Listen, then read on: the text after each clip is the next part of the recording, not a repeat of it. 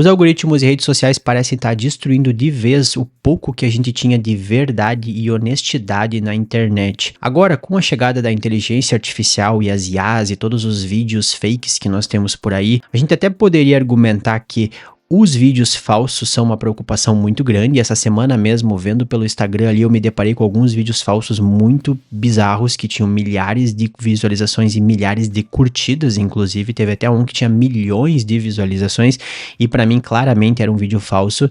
E quando eu vi os comentários, eu fiquei chocado com a quantidade de pessoas que não estava percebendo que aquilo era um vídeo falso. Mas mesmo se a gente ignorar as IAs e esses vídeos falsos, as redes sociais acabaram ficando super especializadas em achar maneiras de ganhar dinheiro, e o jeito que os algoritmos estão trabalhando hoje acaba favorecendo muito mentira, sensacionalismo, manipulação, e é muito complicado porque hoje eu sou um criador de conteúdo, eu tento criar um conteúdo interessante, útil, eu tento fazer uma coisa mais entretenimento e ao mesmo tempo ajudar um pouco as pessoas, porque eu faço conteúdo tanto sobre cuidado de pele e recentemente também comecei a fazer alguns vídeos falando de saúde de forma geral. Isso vai ser um projeto mais a longo prazo, porque eu não tenho tempo, eu tenho que atender também ao longo do dia. Só que é complicado que a gente tem que acabar cedendo um pouco e fazendo alguns títulos mais sensacionalistas e também fazendo umas capas mais sensacionalistas, porque senão as pessoas não clicam, e as pessoas não clicam e elas não assistem, e aí o vídeo não é mais recomendado, e chega um ponto que a única coisa que é assistida e a única coisa que é recomendada é porcaria, é mentira, é manipulação.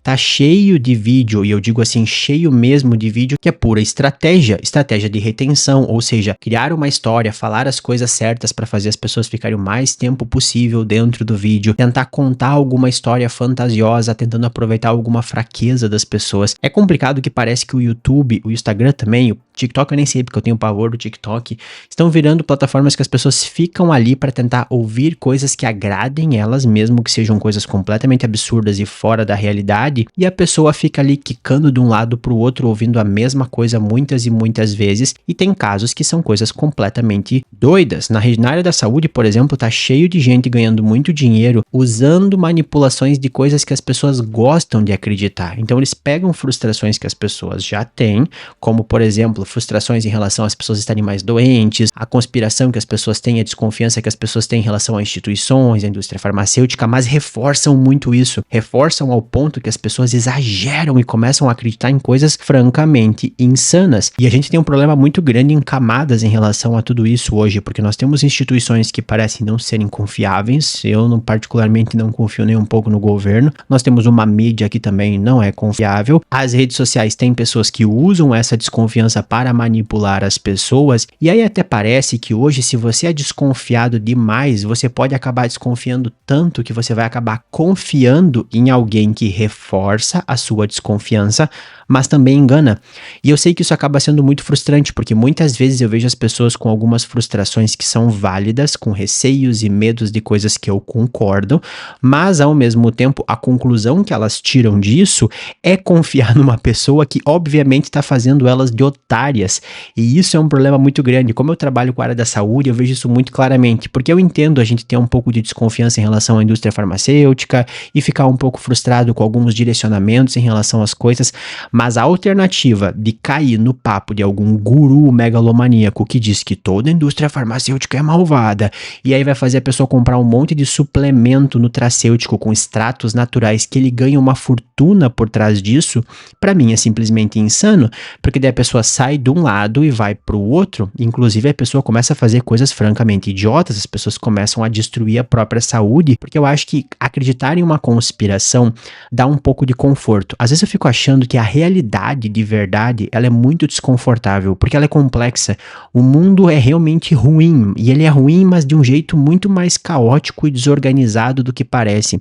Eu acho que algumas pessoas gostam de acreditar que existe muito mais conspiração e organização, porque daí pelo menos dá um pouco mais de conforto. É tipo na época que teve o ataque terrorista lá em Nova York, com as Torres Gêmeas no 11 de setembro, que muitos americanos acreditavam na conspiração que foi o próprio governo que organizou, porque era mais confortável acreditar nisso do que acreditar que pode acontecer um ataque terrorista e esse ataque terrorista acabar matando muitas pessoas.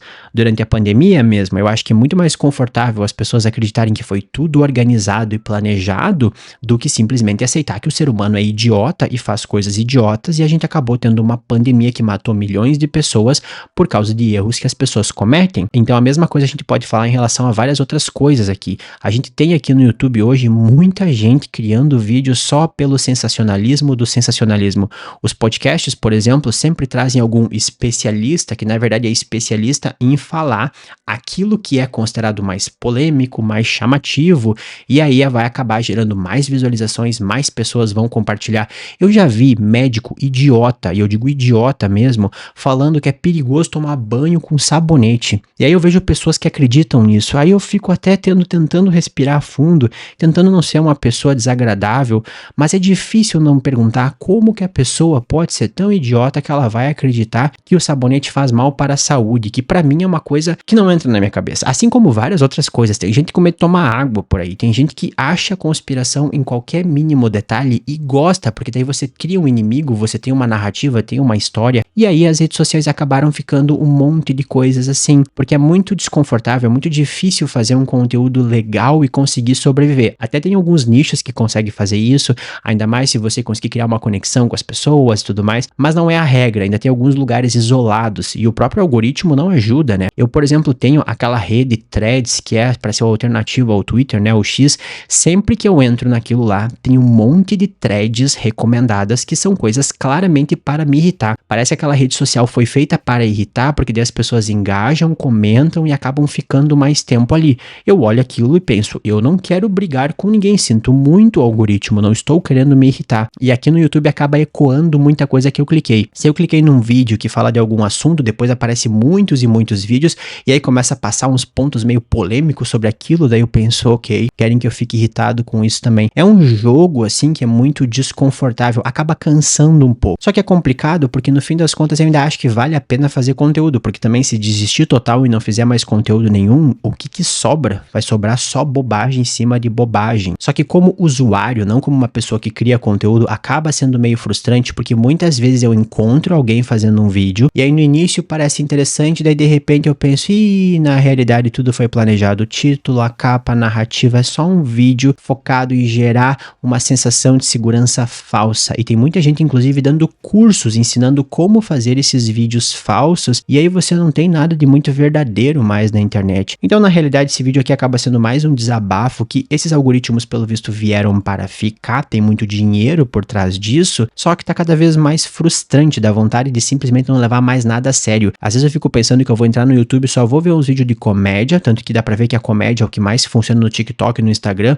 porque eu acho que as pessoas estão preferindo até dar risada do que levar a sério tanta gente que tá se levando sério a mais só falando bobagem. E você, o que acha disso? Já tinha percebido que os algoritmos mudaram muito o tipo de conteúdo que aparece no dia a dia? Você já percebeu isso? Gosta mais do como é hoje? É da época do YouTube que não era assim, ou das redes sociais que não eram assim? Deixa aí nos comentários e até a próxima.